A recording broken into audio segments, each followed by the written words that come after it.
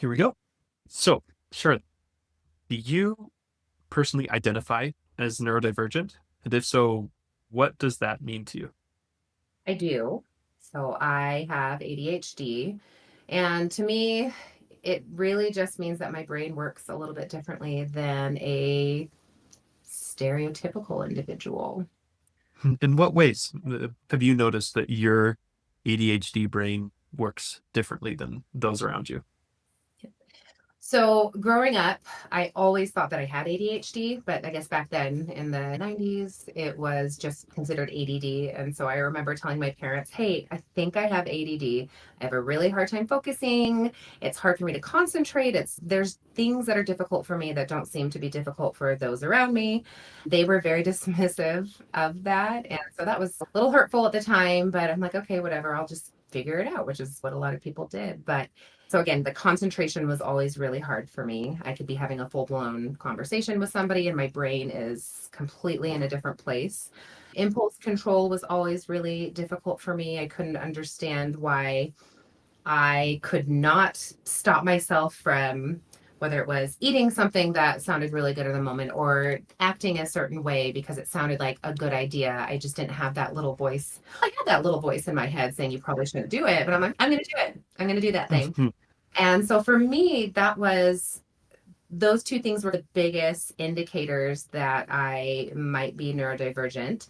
And it really wasn't until my oldest was diagnosed with ADHD and I was filling out the paperwork because I still, like my entire life, I'm like, I know I have ADD, ADHD, but I'm just going to learn how to deal with it. And so as I was filling out the paperwork and you have to go through all of the questionnaires, it was like, oh, yep, that's me. That's me. That's definitely me. Okay, yep. Yep, I for sure have ADHD. So I was then diagnosed, oh, when? That was 2021, I think. Okay. Yeah, so really just a newer thing. But like you were mentioning earlier, Tanner, just about how it just is so almost relieving to find out that the way that you process information, the way that your brain works, there's nothing actually wrong with that.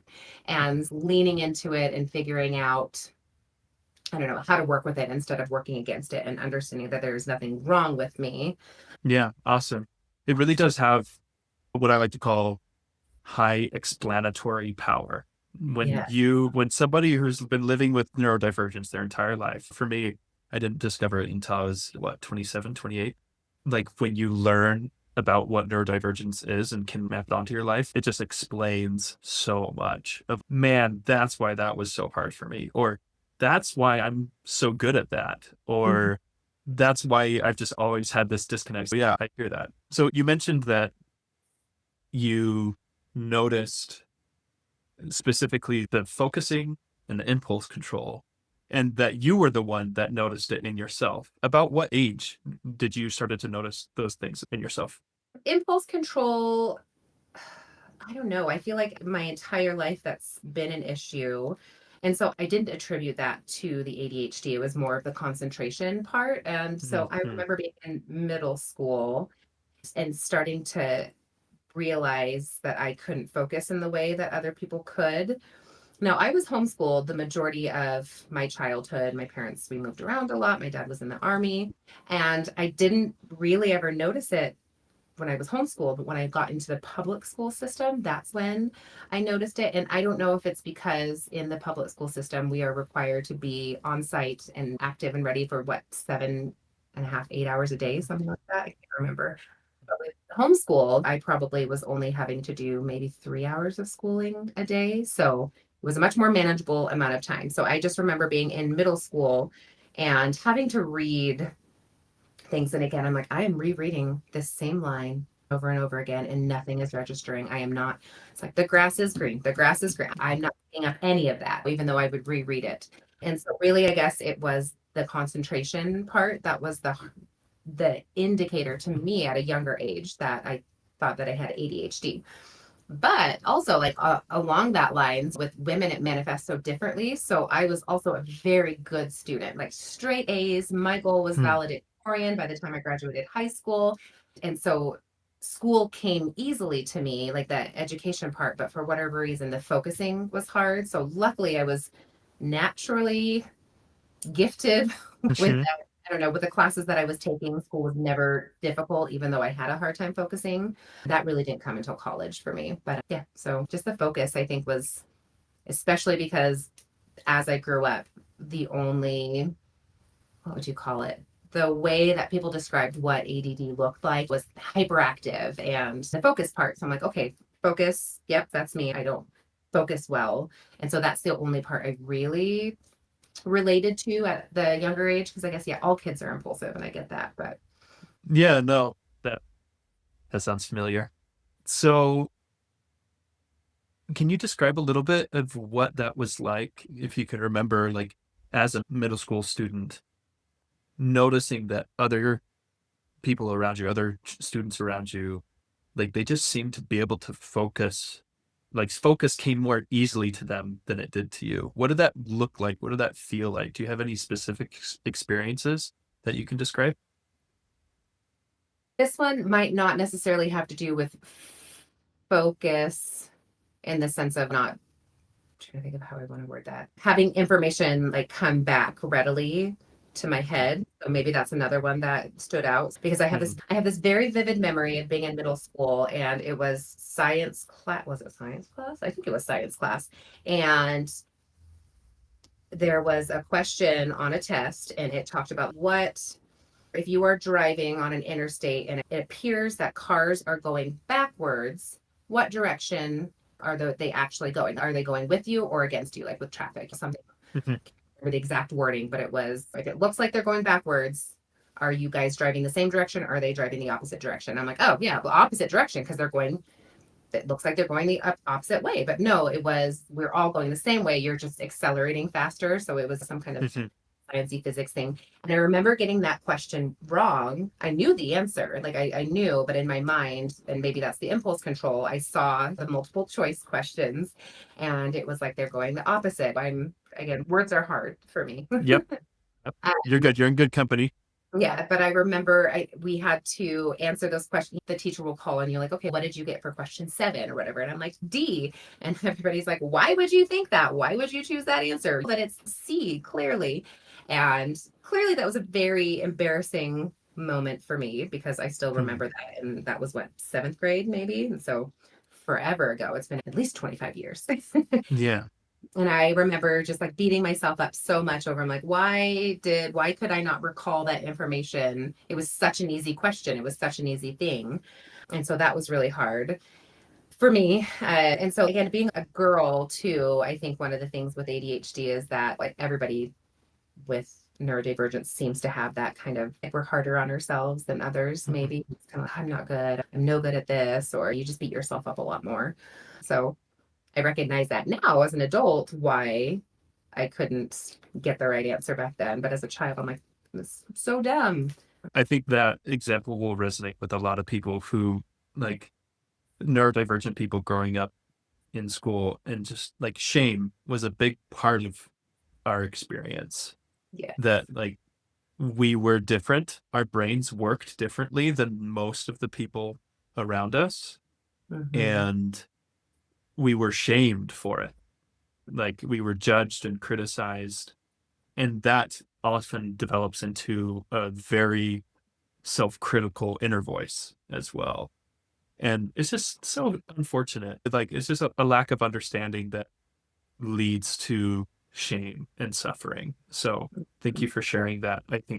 I know I have some similar experiences, and I've talked to a lot of other neurodivergent people who sometimes it's in school, sometimes it's at home or with friends or in their communities where some form of their neurodivergence manifests and then they get shamed for it. And that is technically it's a traumatic experience that can stick with you. So I yeah, I want to then pivot into a question of that's an example of when your brain working differently was a struggle and was a source of pain. But maybe if you wouldn't mind sharing an example of how your ADHD, your neurodivergence, has actually been a strength for you. Because you are obviously a very accomplished woman. You're a mother of 3 children. You are a renowned private chef. You are a renowned private chef. You recently won the Mrs. Utah America 2025 pageant. Like, you have obviously figured some things out of how to lean into your authentic self and leverage your strengths. So, would you mind sharing maybe one or two strengths that you think come from your neurodivergence? So for me, I know, I guess I now am realizing more that it is my ability to think outside of the box, a little bit more of a creative thinker. And while it that did cause a lot of shame and a little bit of trauma growing up, because again, I got that a lot, like, why would you do it that way? When, and so it caused me to not speak up. A good memory I have, I guess, is as I grew up and had different jobs, I had a very difficult time working for others because it just, and not that I couldn't comply or follow rules or anything. I just couldn't understand this mindset of there's only one way to do something. And so I just had a hard time being under people who it's like, it's my way or the highway. This is the only way to do it. So from a pretty young age, I realized I wanted to start my own business. Like I wanted to work for myself. I wanted to be in charge. Now, am I good at bossing other people around or being a leader? I don't know, but that was something that I wanted to do because I knew that way no one would be there to really criticize my ideas and how I wanted to do things. As I got a little bit older and was working before I opened my first after culinary school, I started doing desserts by standing order only. So people would order things, I go to a commercial kitchen and make them just to test out the waters to see if I even liked owning a business without the risk of overhead and whatnot. And I remember watching a TED talk after I started doing that, and it was about ADHD. And the woman talked about how individuals with neurodivergence, and especially those with ADHD, are like it's either 300 or 350% more likely to start their own businesses Mm-hmm. because we're good at it. And there's a lot of challenges, obviously, with neurodivergence, but also a lot of strengths. And after I heard that statistic, I remember I just started crying because it was a very validating feeling. Oh, there isn't something wrong with me because I battled with this thought and feeling of like, why can't I just work for somebody else? It would be so much easier to have a boss, somebody else to tell me what to do. Yeah, that sounds great as long as we're on the same wavelength. But yeah, owning your own business is not an easy thing to do, but it was very validating and just this freeing feeling to know, okay, I'm doing the right thing for me. So I started this business and I'm doing it in the way that makes sense for me and my family. And so again, like with being a chef, a lot of people would probably go just into the restaurant industry. And I knew one, with having a family, if I wanted to own my own restaurant, I would never see my family. And so I knew that I wanted to do things the way that I wanted to. So started with desserts. And then when I realized that wasn't really going to work out, it was the era of Pinterest and the DIY movement. And so people would say, I want what you're making, but I only want to pay like a tenth of what you're charging type thing. So it just didn't make Mm-hmm. sense. But switched to the personal chef services, and I've been doing that for, I think we're coming up on almost 9 years. Let's see, 2016. Oh, it is 9 years. Yep. So it'll be 9 years at the end of this year. But the way that I operate my business is in a way that is the most effective for myself and for my family. So if I need to step away and be with my kids, I can. If I want to travel, I can, but it is still lucrative enough that it helps provide for our household finances and also the expendable income and everything. But it was just, I loved knowing that this choice I'd made was right for me in so many different ways, not just because I wanted to do it. It was the way that worked best for my brain. And Mm-hmm. it was just something that was a very freeing, I don't know, like realization or discovery. Because yeah, I'd always felt like I'm doing something wrong because I cannot just work for somebody else. It was a Yeah. source of anxiety for me. I'm like, why can't I just be normal? Why do I want to go into entrepreneurship? Because that's so difficult. There's so many risks involved. And so when I understood that it was good for the way that my brain worked, yeah, it was just like a very freeing and validating feeling. Yeah, that's awesome. The more conversations I have with neurodivergent people, the more I start to see some patterns. And you just touched on one that I see a lot is the difference in working with our brains versus working against our brains.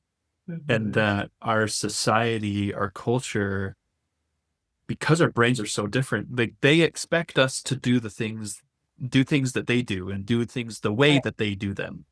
But and so there's this story that like, hey, you have to live this way. This is what a good life looks like. This is what a good parent looks like. This is what a good employee looks like. This is what a good student looks like. And your worth is tied to this Mhm. perspective. And that, however, like our brains are different. And so when we try to conform to that, when we try to meet these expectations, we're working against our brains. And it's just so painful and so difficult and frustrating. And it just doesn't work well. And Mhm. so I love that you were able to have this transition where you said there was a TED talk that helped you. And I'm sure there was a lot of other learnings up to that point that helped you just accept that my brain doesn't work this way. And so how can I start working with my brain? And once you did that, it sounds like you had a huge shift and you were much happier and much more successful in your endeavors. Does that sound right? Yeah.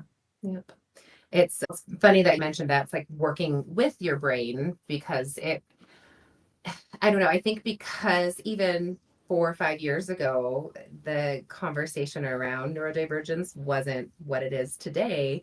And so I still was in that mindset of I just have to make things work. I have to conform. I have to appear like I fit in with everybody else. And so it really wasn't until, I don't know, maybe 2 years ago that I finally was, no, I'm going to do things the way that makes sense for me. And I'm going to, yeah, work with my brain instead of against it. And I know that, the term masking. And so I found, oh, okay, I've spent 35 of my 38 years, of my life pretty much masking who I am. And so now that I have really embraced the ability to work with my neurodivergence instead of against it, it's that's when it really manifests itself as a superpower versus a disorder. That's beautifully said. Let me echo that because I want to remember that too. That when you're working against your brain, neurodivergence is a disorder.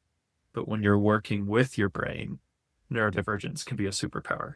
I love that. And I think it's very true. And I think that there's so many people who they don't understand their brains because how are you supposed to figure this out without help? It's a very difficult thing to do. And so many neurodivergent people, they are trying to work against their brains because that's what society tells them they're supposed to do. And Mhm. that forces them to live with a disorder. And there's just so much. It's just sad. So this is why we're doing this. I love this. This is why we're having this conversation because I think I hope that more neurodivergent people can learn how their brain works and learn how to work with it and bring out those superpowers. How can you give a specific example of a superpower? Let's say specifically with your work as a private chef. Like I don't believe you could do what you do without your neurodivergent superpower. Can you tell me an example of how that manifests in your work? Oh gosh. I am so good in high stress situations. It's crazy to me because, like if my opposite example would be just like losing my cool over the smallest minor inconvenience, just that just threw off my entire day. But put me in a high stress situation and I am cool and calm and okay, let's figure this out.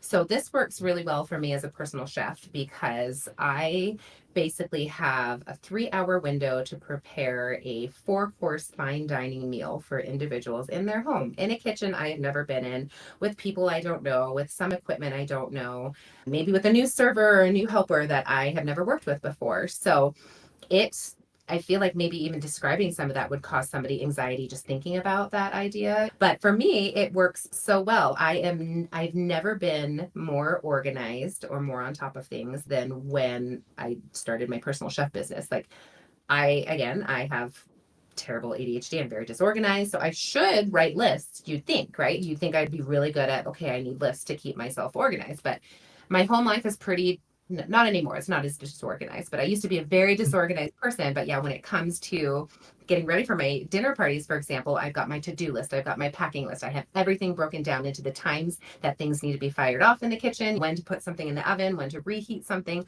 when to put something on the stove, when to set the table. It is like a well-oiled machine. And so I am that's something I'm very proud of because, again, other situations that I might not be as passionate about are like, again, cause me a lot of anxiety and my brain goes blank.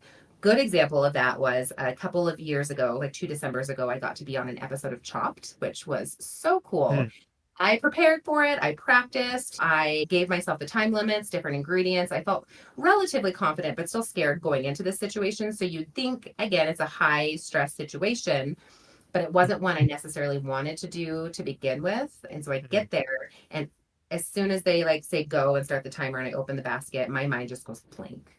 And I'm like, I mhm, don't remember a single recipe that I'd been practicing for the last 2 months, didn't remember. So I had to think on the fly, which is a good thing because I was able to come up with things. But I remember I'm like, I practice these things. So again, that working memory just abandoned me. It just, and but like, yeah, again, with the dinner parties, when because I'm passionate about it and it's what I'm choosing to do, I am just so proud of myself for being able to stay calm and collected and execute all these things. Whereas I'll have a server or somebody who might mess something up and they're like freaking out a little bit about it. And I might be freaking out internally. What just happened? But on the exterior, I'm like, okay, here's what we're going to do. And we're going to figure this out and we're going to work through.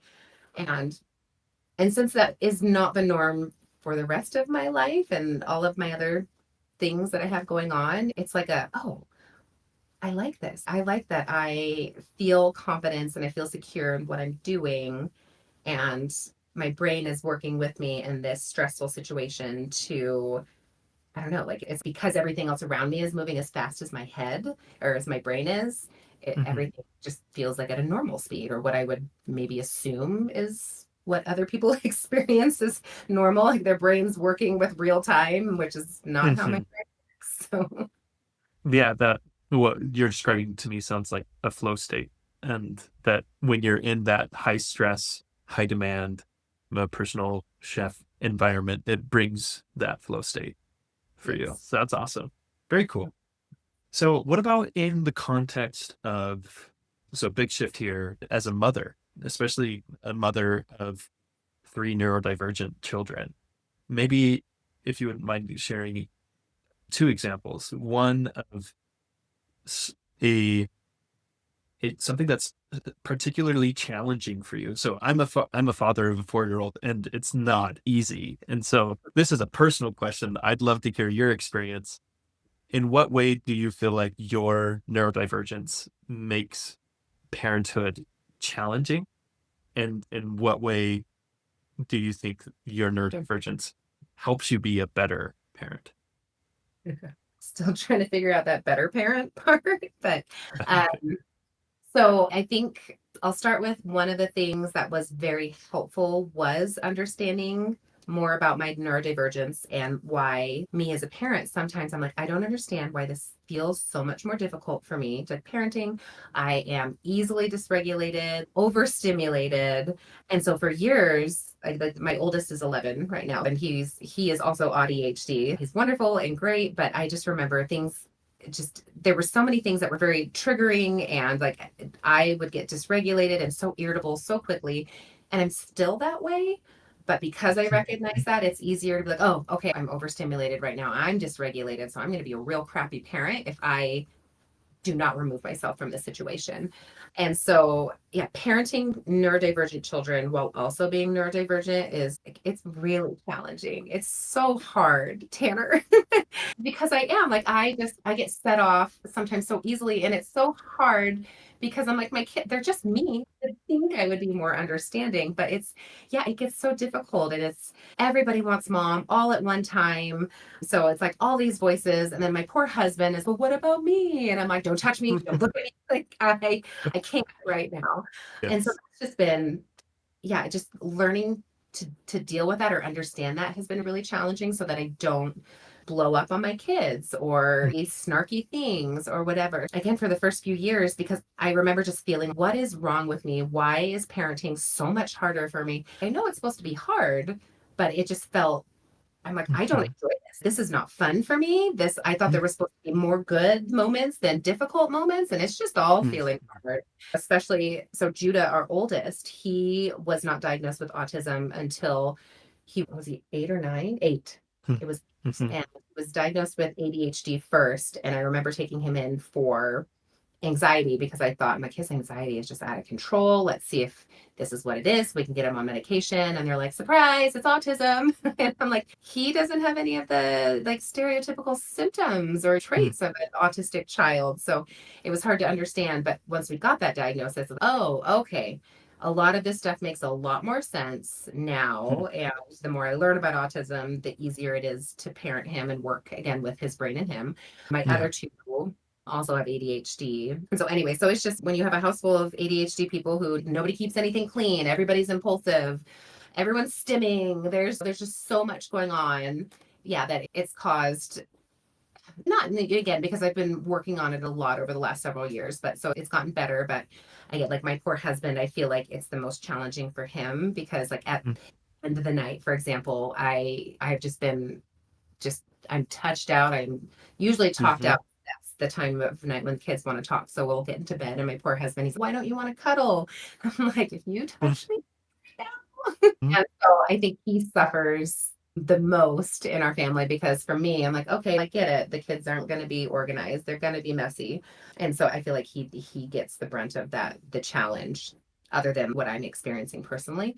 And then I guess maybe not a strength, but again, being able to work with my brain and the understanding mhm, why I'm having the thoughts that I'm having or why I'm getting overstimulated or dysregulated more easily than maybe my neighbor across the street with her 7 children. I'm like, mm, how do I do? It's understanding, yeah, when to walk away. So mhm, a lot of the times if like my kids are just if their ADHD is just really manifesting with a hyperactivity part or mom's overstimulated or whatever it is, like I have learned like it's okay to remove myself from the situation. Like I'm gonna mhm, go to my room for 5 minutes, otherwise mommy is gonna lose it, or just like putting boundaries in place, mhm, which children are not good at, and that's it is what it is. But trying to just help them understand things, mhm, and then with the way that their brains work, because it's how my brain works to a degree, getting to explain things to them. So like my oldest, I remember again when he was diagnosed with autism, my mom had specifically told me, she's like, don't tell people, like you don't want that stigma, you don't want people to know, so mhm, don't tell. And it was probably a good 6, 7 months before I felt comfortable even talking about it outside of kind of my inner circle. And I'm like, you know what? Why would mm, I tell people? I don't want there to be this stigma, or I don't want to have to explain away, oh, it's just because he's autistic. I don't want to have mhm, to do that. And I never wanted him to be ashamed of his mhm, autism or the ADHD. I've loved getting to be able to talk to my kids about your ADHD can be a superpower. Like my middle child is so artistic and creative. And it's, you know why? It's because of the way your brain works. And you know why you're such a good, silly friend? It's the way that your brain works. Or like, mm, this is because of your autism. And so it's just, I am not a perfect parent. I know I'm far from it, but I'm very thankful that I understand their neurodivergence and I understand mine so that I can help them not feel shame yeah. because that was my childhood. I grew up, I'm a very people pleasing individual, very like validation seeking, and it's getting better now that I've realized that. But it was like that was all of my like young adulthood and 20s was just like, okay, what can I do to show people I want them to love me and like me and not think bad things Mhm, about me? It's just conform so that I am the model student model, whatever, and helping my kids understand that it's like, no, there's a respectful way to like, yeah, clearly we all want everyone to conform. I get it. Like, especially as a parent, you're like, just listen, please. But just like respecting their autonomy and their decision. And again, just having them be like, yeah, I've got ADHD and it's cool. I'm autistic and it is cool. So just mhm, that's so important to me to instill in my kids that they know that this is a superpower for them, that they are awesome because of the way their brains work and there's nothing weird or abnormal about them. And so that's just, I guess at this point, that's kind of my life's mission. yes, very well said. And I do think that, yeah, man, you touched on so many things that resonate with me as well. It really, being a neurodivergent parent of neurodivergent children is so hard. And I'm not saying, yeah, I've never been a neurotypical parent of a neurotypical child. So I don't know what I'm I sure know. it's hard. I try my best not to compare my experience with other people because really have no idea what their experiences are like. And I think everybody's going through challenges and difficulties. But I can say parenthood has been by far the hardest thing that I've ever gone through. And that being a neurodivergent parent of a neurodivergent child and not knowing it, not knowing that you're neurodivergent and not knowing that they're neurodivergent, Mhm. that it kicked me into severe, deep depression. My first 2 years of my son's life, I was in deep depression and did not know how to navigate that. And discovering my neurodivergence and what may very well be his. He's only 4, so he hasn't been diagnosed or anything. But I think that there's a high likelihood there. Mhm. Just knowing that can give you these tools and strategies that change everything. Like you said, being able to just have the language to know, oh, I'm getting dysregulated or I'm overstimulated right now. Mhm. And when I'm dysregulated, like I'm much more likely to respond and react in a way that I don't want to be. I'm much more likely to be a bad parent and I don't want to be that parent. So Yeah. here's these tools or these methods I have to re-regulate my system, to down-regulate, to go. For me, it's literally like going in my room, putting on my eye mask and doing what's called NSDR, non-sleep deep rest. There's this like meditation and relaxation technique that's very effective for me. Mhm. And like that alone, I think is an incredible discovery to be like, oh, to be able to recognize when you're dysregulated, to know how to downregulate yourself, and then to Yeah. come back as the parent you want to be. It's a big deal. So Yeah. it sounds like you've discovered that as well, which is very powerful. Yeah. Still trying to figure out, yeah, all of the things that work other than just going and locking myself in the bedroom. And then a lot Yes. for me, it's a lot of, okay, I'm just going to scroll like the doom scroll. I'm just going to play on my phone because that, I don't know, that the dopamine hit that I get from that, I guess, is enough to help. Like anytime I find myself upset, I'm like, okay, I'm just going to go scroll on my phone. And I'm sure there's a lot more healthy coping mechanisms that I've yet to discover. But I'm like, for right now, this works. Like it brings me back down. So I'm going to go with that for right now. I hear you. Yeah, no, we're all trying to figure out what works. That was a good to get a little bit of a peek into your experience as a parent, and I think it'll resonate with a lot of people as it has with me. So if we could pivot into a broader discussion about society's current understanding and view on neurodivergence. I've seen through your social media accounts, you are coming out as a voice for neurodiversity and acceptance and understanding of and celebration of neurodiversity.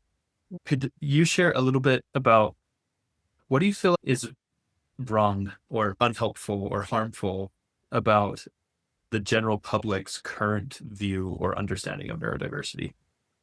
I feel like it might just be almost a lack of desire to understand. Hmm. Because again, it's like you hear autism and you automatically think of a child who is nonverbal. Their stimming choices, the hand flapping, like you have this very stereotypical view of what something is. When you hear ADHD, a lot of times people just think, oh, it's like a crazy, hyperactive, wild child who just can't hold a job, is like overly impulsive, all of these negative associations. And so I went on a walk this morning with some ladies in my neighborhood. And as she's talking about, she's like, it might just be perimenopause. I'm going through this brain fog, or I'm having a hard time doing this, or my child X, Y, and Z. And as she's saying all these things, I'm like, ma'am, that's ADHD. Well, it's not because she's not hyperactive. She doesn't have a hard time keeping friends. So it's like society has this really hard time of accepting the fact that, and again, I had to explain it. It's like, yes, autism and ADHD and OCD and all of the different forms of neurodivergence are a spectrum, but it's not a Hmm. linear spectrum. It's Hmm. more like the pie chart. So if you've ever seen the Hmm. circle diagram where it's all the little sections and it's like, okay, time management versus impulse control versus like working memory versus this, it's you have all of those, I don't know, difficulties, but it might spike with the impulse control, but your time management might actually be relatively decent, more so than mine. Hmm. And so they just, again, I can't speak for the general 8 billion people in the world and their opinions. But from what I've seen online and from what I've seen in my communities and people who talk about it, they just have this very narrow view. And that is very damaging because they have a hard time. I'm sure if you told somebody that you were autistic, they'd be like, what? But making eye contact, you're talking, you're so smart. Like they just don't associate almost the correct things with the neurodivergent. And it's just okay, let's focus on the positives. And no, you don't have to have the stereotypical, you know, neuro differences, that have come out to be what people just associate with it. And for me, yeah, it's been really important to talk about like the lesser known symptoms of ADHD and autism, or the strengths. And again, really focusing on those and just showing people that, again, it's not this linear thing. There are just so many variances of Yeah. neurodivergent, and it can be beautiful. And again, it's what I just wrote down the other day. We talked about it being the superpower, and it's yes, neurodivergence can be a superpower. So just like any superhero, you can really thrive with it, but we all also have our kryptonite. So we have to learn to work that kryptonite. And then when you learn that, then yeah, that's when it becomes this beautiful, great thing. It's not going to go away. Like all of the difficulties, anxiety and the executive dysfunction, all the things, they're never going to go away. But yeah, when you learn how to work with it. So for me, it's been all about educating and getting to talk to people about the good parts instead of the ones that they're like, oh, this is what it is. And it's like, no, this isn't. There's nothing written in stone saying that these are the only ways that you can be autistic. This is the only way that you can have ADHD. Yeah, I think that's well said. I think it really is it's less of a misunderstanding or misconceptualization and just a lack of understanding, that they only see this small slice of, oh, this is what it means to be autistic. Hopefully these kinds of conversations can help people understand more of what it actually looks like and everything else involved. Yeah. Along the same lines, are there any like representations of neurodivergent people in media that either particularly frustrate you because they're just not accurate, or that really resonate with you, that you feel like, ah, yes, they got it. That's exactly what I feel like? Couple that come to mind, and I honestly don't even know if in the storyline that anybody brought up that they were ADHD, but it's like if you watch them and you have ADHD, you understand. But so one of my favorites is Phil Dunphy from Modern Family, just because he is just like this goofy, warm, loving character who, and again, lack of impulse control maybe can sometimes be a good thing, because we're the people who are like, hey, why not? Let's go for it, instead of being more reserved with our decisions. He is one of my favorite like TV characters.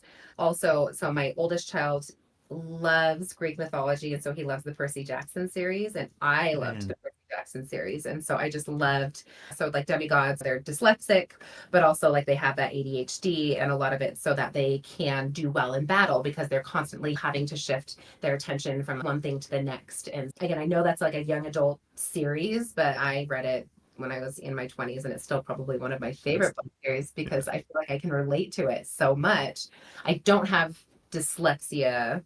I don't think. I've never been tested, and I never had issues. Like sometimes I'll mess up and mix up things, but I related to that ability to like, again, multitask in like intense situations. And I'm like, oh yeah, that's me. Not with fighting, but I really loved that depiction of ADHD because again, these are demigods. So it's literally part of them being like this, like worldly, like super here. I'm sorry. I keep using that term, like superpower and superpower. No, it is. And so, yeah, that one. And then also, yeah, like with Harry Potter, Luna Lovegood. I'm not that. My ADHD definitely falls more on the inattentive side, but I'm not as spacey and dreamy as Luna. But what I love about her character is just, again, that very outside of the box thinking that she has. And like there were things in the book series that wouldn't have ever happened without her. Like when Harry gets covered with his invisibility cloak after Draco, or was it Crab and Goyle? Like he gets punched on the train and covered in his invisibility cloak, and Luna comes back on and she's able to find him. And they're like, oh, it's Luna, but Anyway, so those are just a few of the characters For I sure. like. Yeah, I don't know. I haven't come across anything that's been overly infuriating. It's just been just fun. And I like seeing that there is representation. And I imagine it can only just continue getting better. Like I love Yeah. that the of like actual autistic individuals playing autistic characters instead of somebody trying to pretend to be, or with ADHD as well. So I'm excited for the future of TV, film, and the representations, because it seems like people are getting more accepting of having characters like Yeah. who are the way that they're supposed to be portrayed. Yeah. We're definitely making a lot of progress. We still have a long ways to go, but we've come a long way, especially in just the last 5 to 10 years. There's just been this explosion of awareness and acceptance and discovery, which has been awesome. Yeah. Okay, couple final questions to wrap things up, if I may. What's something that you wish that the neurotypical people in your life could understand about you that they currently don't understand?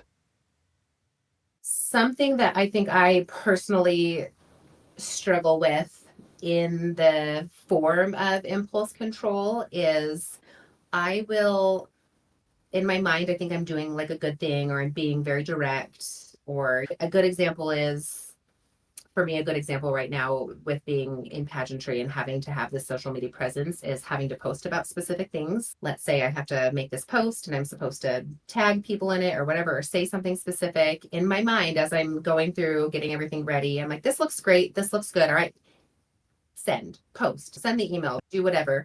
And then 9 times out of 10, I'll always get somebody who replies like, hey, you forgot to include X, Y, and Z. You didn't mention this.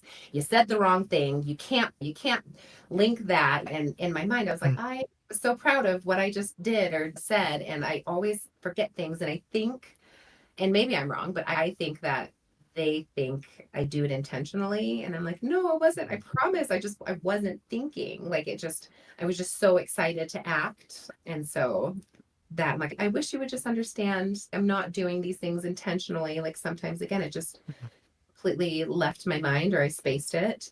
Something I've had to work on a lot with my husband is, because I'm not the most organized person, I'm the person who, here's the laundry basket and my clothes are right next to it. I'm like, oh, it's close enough. And so just little things like that in our marriage were so frustrating to him, because Mm. he thought I just like didn't care, or that I wasn't Mm. hard enough. And so it's just like, it's the little, for me, what I really would want people to understand, again, I talk a lot and go from A to Z to Q to R and L, so I apologize. But I guess when the negative parts of ADHD or the neurodivergence kind of pop up, when you forget things, or Mm. maybe you say something that's more direct or more blunt than somebody would like, or whatever, it's not out of malice, it's not out of ill intent, it's not on Mm. purpose. It's like our brains weren't focused on that specific thing. I'm like, I'm not putting the clothes next to the hamper to piss you off, babe. I promise. Or I didn't Mm. go to bed with a sink full of dishes because I knew it would upset you. It's like, Mm. I can handle doing the dishes tonight and it doesn't bother me that the sink is full. So just like Yeah. when the negative parts of having ADHD come up, like have a little bit more compassion. Like I want people to understand that it's like this, nothing is done intentionally or on purpose. But that's just a good lesson in general. So don't take things. Yeah. I think one of the messages that ADHD people hear constantly are you just need to try harder, Oh yeah. Oh or gosh. you just need to care more. Like, why don't you care enough? If Yeah. you there's these assumptions Mm-hmm. that if you actually cared more about me, then you Yeah. would do this thing. Or if you Mm. actually cared about your work or your schoolwork enough, and that's like a moral failing that they don't care enough, or that they're not trying hard enough. And Mm. I I really don't believe that's true for, let's say, 99% of the cases that these people with ADHD, they truly do care and they really are trying, but that the way that expectations around it, usually what happens is that when they're being pushed to do something in a way that doesn't work with their brain, it Mhm. really is just impossible. There's Yeah. nothing that they could do to change their brain. to be able Mhm. to make that work. And so other people see that failing and then they attribute it to a moral failing of a lack of caring, a lack of trying. And so I appreciate you sharing that. That I really, if there's one thing I could help neurotypical people understand about people with ADHD is that they really do care and they really are trying. Their brain just doesn't work that way. So thank you for sharing that. Two final questions. Second to last question is, if I had a pill that I could hand to you that would alter your brain to make it permanently neurotypical, would you take it? I think now that I understand my brain and I accept the way that I am a lot more fully than I used to, it's like I don't want to be any other way. I like the way that I think. I like the creativity that comes with the way that my brain is. I like being impulsive to an extent. Like when it comes to food, I wish I wasn't like, "Ah, I gotta have that." But I struggle a lot sometimes with this idea of conformity because I'm like, I've never been one to want to conform. I've always been that person. I'm like, if everybody's going that way, then I'm probably going to go that way. And I don't think that's a bad thing. Like you want different types of people in the world. And I think if we were all the same, everyone would hate that. That would be so boring if everyone believed the same thing, if everyone acted the same way, if we were all the same. I don't know, where's the uniqueness? Where's the fun in everyone feeling and acting and being the same? So, long answer, short answer, long, however you want to say it. No, I wouldn't take the pill. I like the way that I am, and I like that I'm starting to more fully embrace the way that I am. I love that.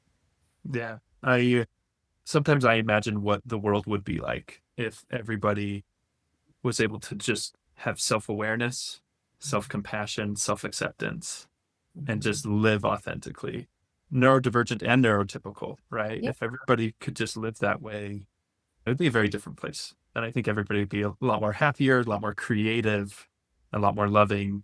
And yeah, so thank you for being an example of that self-awareness and that self-love and learning how to just become your fully authentic self. So that's awesome. Now, last question. Is there anything that you would like to be able to say to other people out there listening who have ADHD? Even though I knew, or at least suspected at a very young age, that I was neurodivergent, it wasn't until like fairly recently that I started just fully embracing the way that I am and understanding that there's nothing wrong with the way that I am. And I feel like we live in this world that, yeah, wants to constantly tell you what's wrong with you.